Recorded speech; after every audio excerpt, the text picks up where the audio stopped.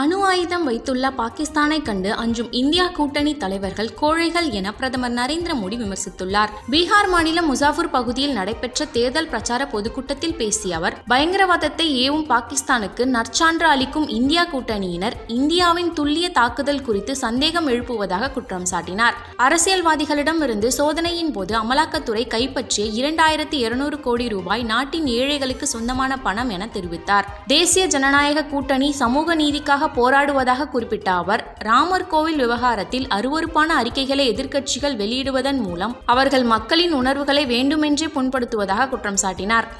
कांग्रेस के नेताओं के, इंडी गठबंधन के नेताओं के कैसे कैसे बयान आ रहे हैं। कहते हैं कि पाकिस्तान ने चूड़ियां नहीं पहनी है। अरे भाई पहना देंगे।